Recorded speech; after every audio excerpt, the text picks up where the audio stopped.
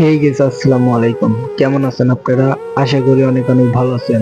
আপনার দোয়া ভালোবাসা আমি অনেক ভালো আছি। আজকে আমরা দেখব পাবনা জেলার সুজানগর থানার একটি দুর্দগ্ধ গ্রামের নাম শ্যামসুন্দরপুর চকপাড়া। আমরা দেখতে পাচ্ছি এখানে জনসেবা কমের কারণে, লোকজনের কমের কারণে তারা মসজিদটা ঠিক মতো করতে পারছে না। এই জন্য আমরা এসলাম, তাদেরকে বলে দিলাম, আর আমাদের দর্শকদের উদ্দেশ্যে আদায় করতে পারে না আল্লাহর হুকুম। আর এই যে উপরের ছাদটা যেন করতে পারে, বুঝছেন? এই দেখেন পিলার উঠানো হয়ে গেছে। আর একটু আপনারা যদি কিছু সাহায্য করেন তাহলে এই ছাদটাও হয়ে যাবে, আমরা ভালোভাবে না।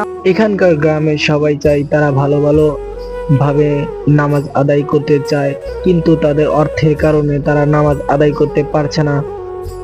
আপনারা যদি সাহায্য করতে চান অবশ্যই স্ক্রিনে দেওয়া নাম্বারে যোগাযোগ করবেন। আমরা দেখতে পাচ্ছি আদান দেওয়ার জন্য কোনো মাইক সিস্টেম নাই। আমরা পাশেই দেখতে পাচ্ছি কবরস্থান, আল্লাহর কবরস্থান। আমরা সবাই এই কবরস্থানে চলে যাব।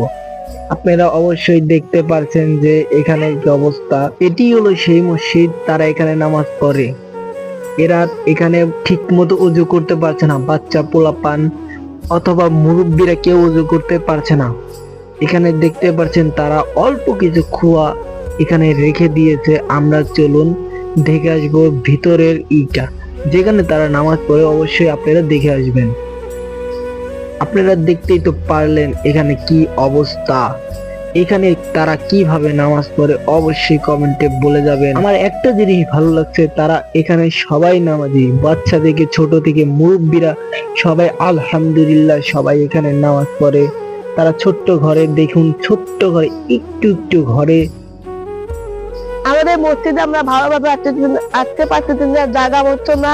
তারা কিভাবে কত কষ্ট করে নামাজ পড়ে। আসসালামু আলাইকুম। আপনারা যদি আমাদের মসজিদের জন্য কিছু সহযোগিতা করতে চান তাহলে আপনারা আমাদের মসজিদে আমরা ভালোভাবে আসতে পারতেছি না, জায়গা হচ্ছে না।